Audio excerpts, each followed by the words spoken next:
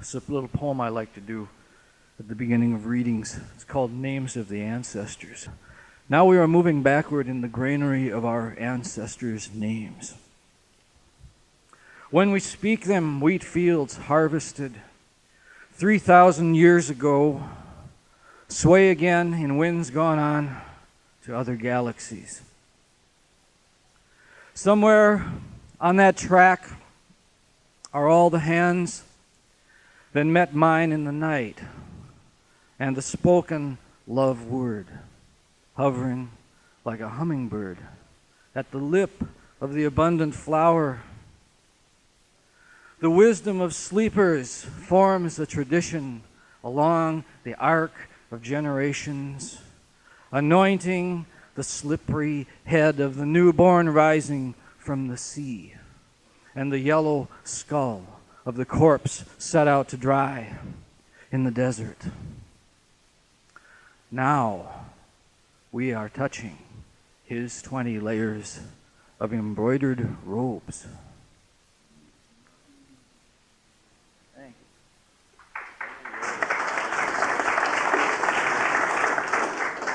you. Mine poem. Actually, that's also a poem about language, because those 20 layers of embroidered robes are all of the meanings that accrue to words historically over time. If you read the Oxford English Dictionary, the big unabridged one, you can open a trap door into the earth of almost every English word and go down, down, down, down, down, down, down, into its earliest history. And there are many, more than 20 layers sometimes to these embroidered robes around the words that we use every day, and so cheaply. I'm of a mind to read poems of love and affection for the most part tonight. I think we were talking about that a little bit in the poetry writing group, how in a certain sense every poem is a love poem. So I'm going to go to the heart of that as much as I can, and with maybe one little detour. This is a love poem to my father. Robert, in his book The Sibling Society, writes about the idea that when you're very young, there's a primal love affair with your father, and most of us don't remember it by the time we become adults. But sometimes if you see old baby pictures of yourself, being lifted up by your father, it'll bring it all back, and that's what happened to me. It's called Admiring My Father. I was at an age when everything he did fascinated me, was by definition admirable. I'd have grabbed the cigar from between his teeth if he'd let me, and insisted on pressing the purring head of his razor to my cheek. Half approving, he'd hand over his men's magazines, Cavalier or Argosy, missing certain glossy pages. Maybe some of you are old enough to remember those magazines.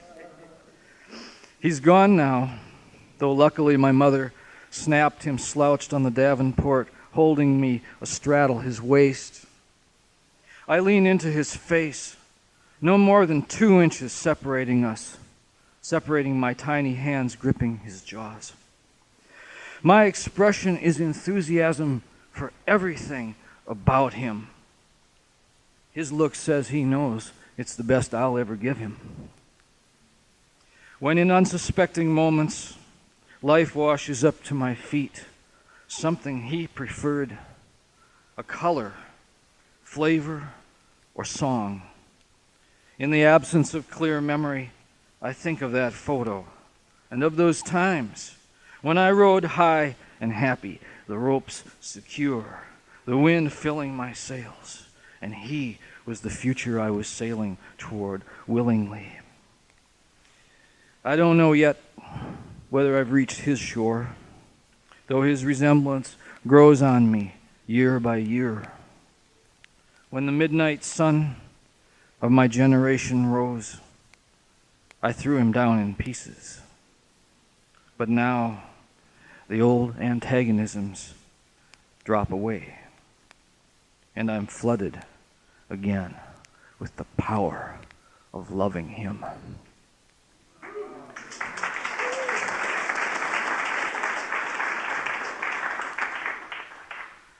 Now this is also a love poem, but it's something really different. It's It's a literary tribute to an old poet that I love who isn't alive anymore.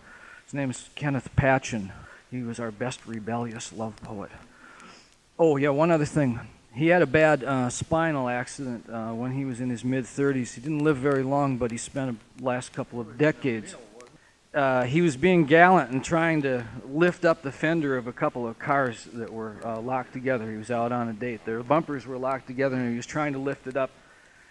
Wrecked his spine, spent the last 20 years of his life basically in bed in pain. And the time that he was in bed, he wrote and painted all of these just luminously beautiful, generous, gentle love poems and picture poems. You should look them up. They're great.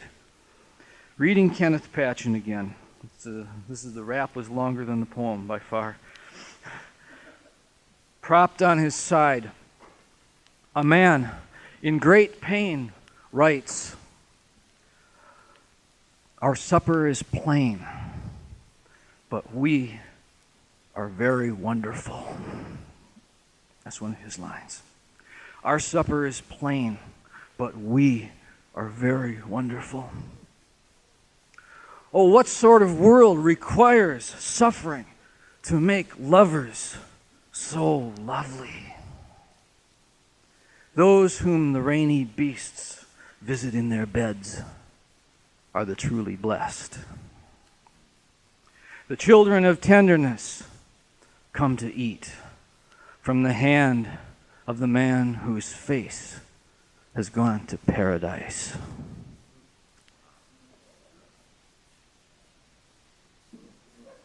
Well, see, now it's not right to invoke him without reading him. So I'm going to give you one of his poems too. It's called, and you can feel the pain and the dread also in this love poem. It's called "Religion Is That I Love You." That is, isn't it? Religion is that I love you. As time will turn our bodies straight in single sleep, the hunger-fed, heart broken, like a bottle used by thieves. Beloved, as so late our mouths meet, leaning our faces close, eyes closed out there. Outside this window where branches toss in soft wind, where birds move sudden wings, within that lame air, love, we are dying. Let us watch that sleep come, put our fingers through the breath falling from us. Living, we can love through dying, comes near. It is its desperate singing that we must not hear. It is that we cling together, not dying near each other now. So he's got a certain quality all of his own. It's not like anybody else. It's kind of like the Beats, but it really is more. I don't know. It's more disciplined. It's more organized in a certain way.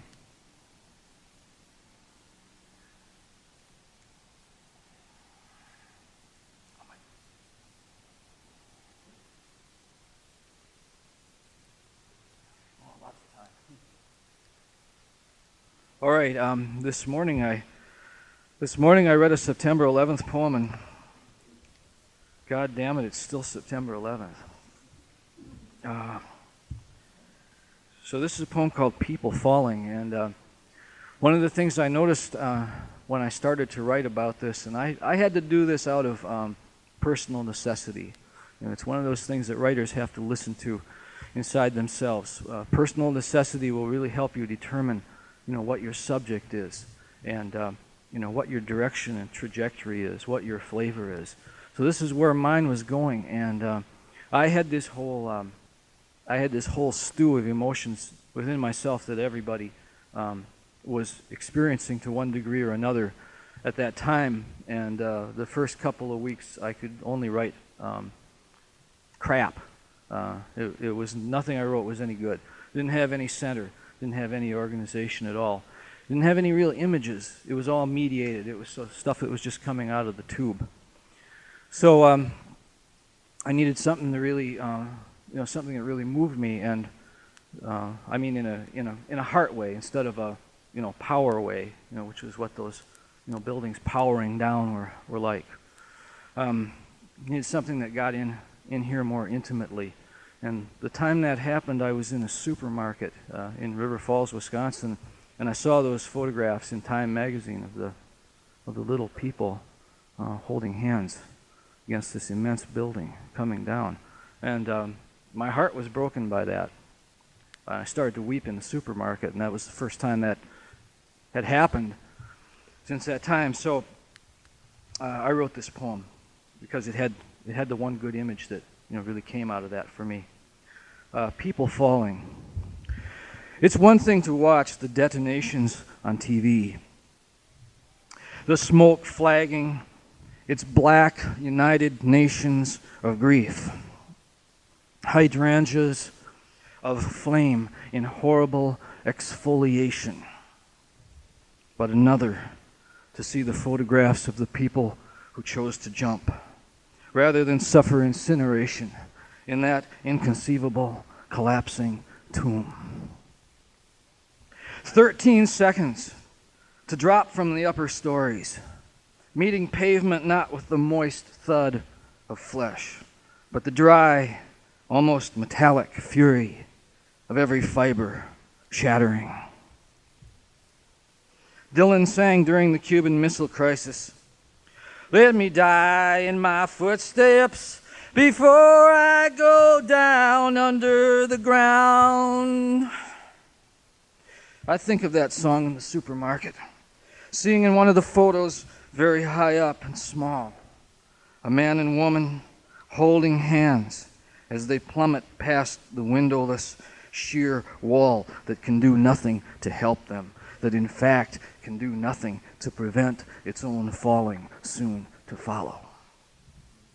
Lovers, friends, or merely strangers brought together by desperation in the last minutes of life.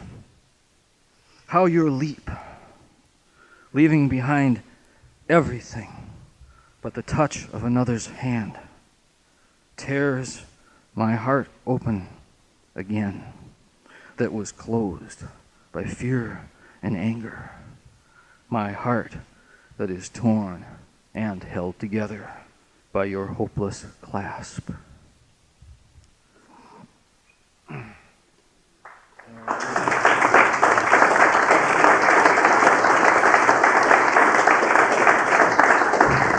See, one of the beautiful things about art and about poetry is that you can use them to weep. You can use your poems to weep.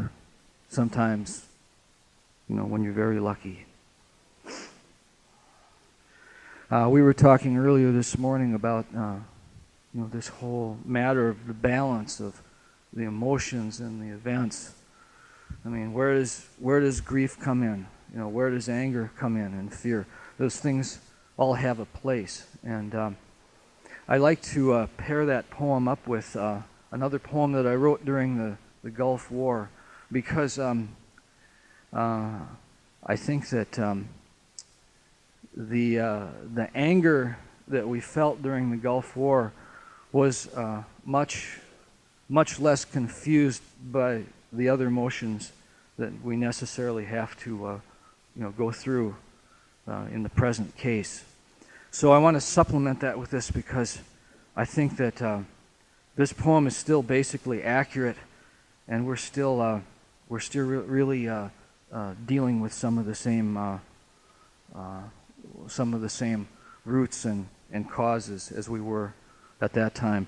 This is called At the Start of the Gulf War, and I think I originally began to write this feeling frustrated and depressed by what the administration was doing to language in the cause of sugarcoating the war for the television viewers. Remember collateral damage? So I had to write about that, and then I got into some other stuff, and it got older and older and older. And I realized we've been doing this a long time. a lot longer than we've been America. At the start of the Gulf War, at the corner convenience store, I write a check and can't find the date. Even the month has vanished. It has to do with the way the war is being reported. The bomb cargo is gone and assets in their place. The civilian casualties, collateral damage. Has someone bombed our memory? This must be the Stone Age. And no one yet has thought of the names of the Roman gods. No one has thought of Rome. There is an empire far more ancient we're seeing now. Empire of strewn boulders, of bones picked clean by leathery birds circling. There is a sadness in the regressed streets, of words lost, things unable to speak or be spoken of. I carry the groceries and newspapers to my car. Suddenly, it resembles an altar of rocks used for human sacrifice. Sleet drifts before the snow-encrusted tires, bearing down like mill wheels, driven by some unstoppable force.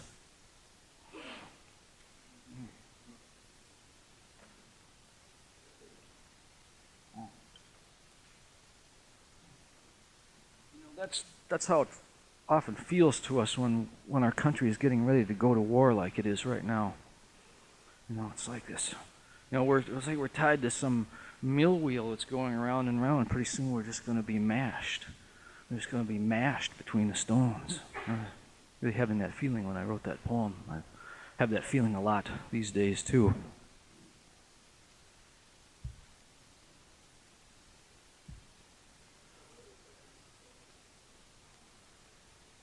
Thank you. I appreciate that. I don't know what you're going to do, but I want something before the end that home with a bat in it at the end. Yeah? Oh, I'll throw that in. I can do that on my... Okay. It's as if no time has passed. Magic of the poems. This is kind of an experimental poem for me. It's not experimental by anybody else's standards, but it's kind of experimental for me because I'm stretching out and telling a little story a little bit longer than I usually do. As maybe some people here know, I love country music, and that love goes back to my childhood when I used to sit in the kitchen at about age 6 or 7, and my mother would bake on Saturday mornings and turn on this country music program out in Wisconsin, where I come from. So this was the first music in the world that I ever felt enthusiastic about. I really beat the hell out of Mary Had a Little Lamb. So it was very sophisticated and adult, So I wrote a poem about this, and I was trying to recreate a little bit the feeling of that. This is not a literal house that I'm talking here. It's the mother house. It's the mother memory house, and it's called His Country Home. And it's autobiographical. I threw it in the third person just to confuse everybody, and I'm sure they're not confused. Tonight the man is listening to Emmylou Harris sing "Rollin' and Ramblin'," the death of Hank Williams. And though outside the March blizzard rearranges the furniture of snow across the lunar hardpan of frozen rain, the man is staying warm. Emmylou's voice rises with the high-spirited testifying of fiddle, mandolin, and guitar, with the Zydeco accordion pulling the whole train farther south, making music so tangibly joyful as to belie the tragic subject of the song. In fact, building from that shared grief a house. The man recognizes this house. He lived in it when he was 5, sitting by his mother in her kitchen on Saturday mornings, while she did her week's baking to the accompaniment of Your Country Hit Parade. The man still vividly sees her rolling with quick rhythmic thrusts from the elbows the pie dough, her face fair as Disney's Snow White, absorbed in the gliding pleasures of pedal steel and flowered wooden pin. The man understands not only that these are some of her happier days, but that because she is happy, so is the boy, perched on his stool by the brown bakelite radio. He gratefully drinks with her, as though from the very springs of emotional well-being, Don Gibson's I Can't Stop Loving You, Release Me by Webb Pierce.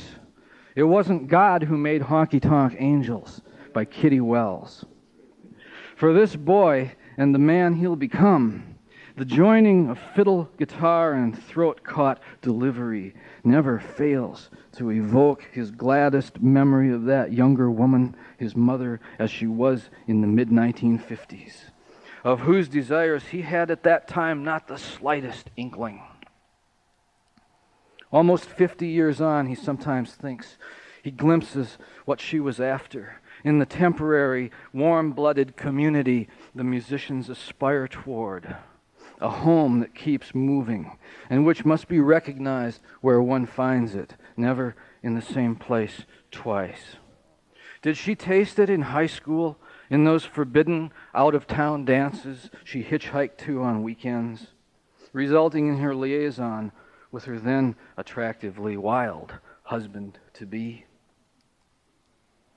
That husband and father took his last ride years ago and is hardly present at all in this sheltering country home, where the mother, still vital as wanting makes us, rolls wider the elastic circle of dough. As long as the radio keeps playing, please release me, let me go, her feelings have a place to live. The man listening can't imagine being who he is without this familiar paradox, the sad song that makes him only a little short of happy. Oh, very nice.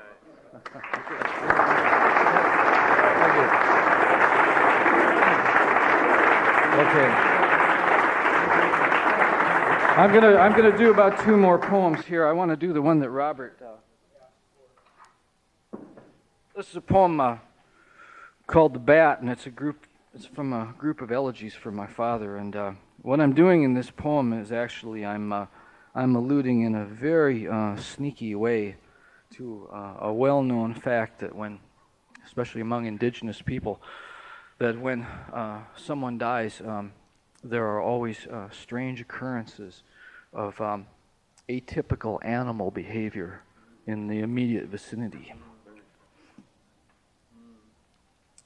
And this is the oddest one. There were others, but this is the strangest one that I experienced. Actually, my younger brother experienced another one.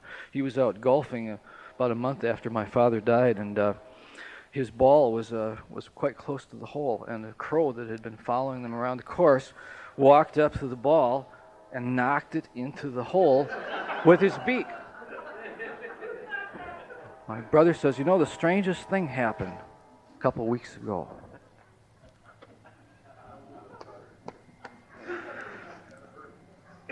The bat.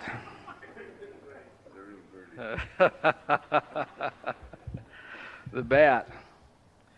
It clung in daylight to the mesh fabric of the parasol on the deck, its furry tablespoon of life pulsing, its finely wrinkled wings folded compactly at its side.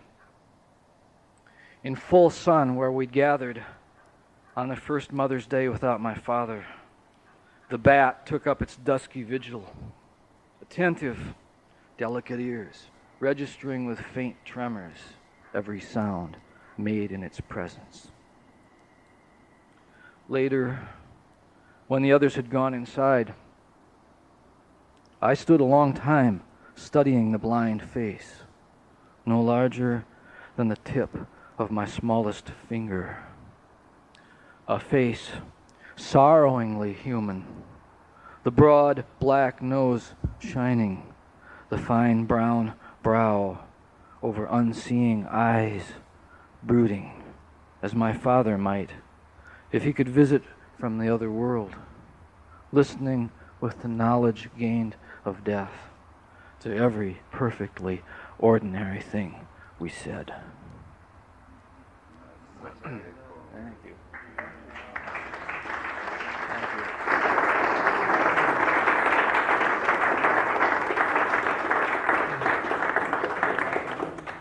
Okay.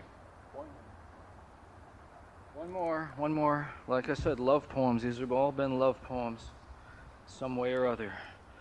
And this is one I've been working on for a while, and hell, I don't know if it's ready yet or not, but I feel foolhardy tonight, so I'm going to read it. It's kind of an anniversary poem. It's called Walking Past Our Old House in the Moonlight. Walking past our old house in the moonlight. July. Hazy stars flicker in and out of clouds. Breezes shuffle the oak leaves. Frog voices simmer. Here's our old house in its yard of lilacs and moonbeams. But where is it gone?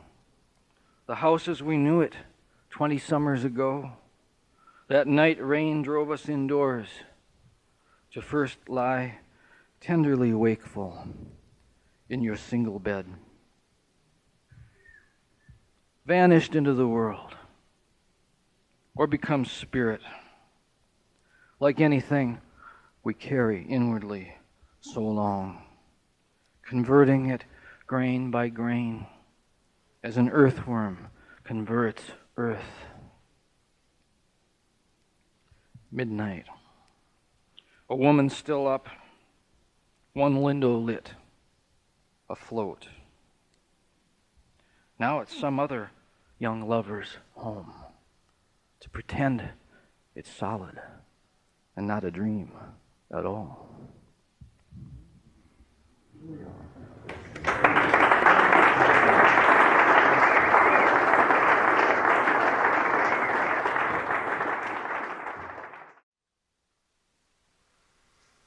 Come, come, be like a bell whose beauty is awakened by a fierce blow.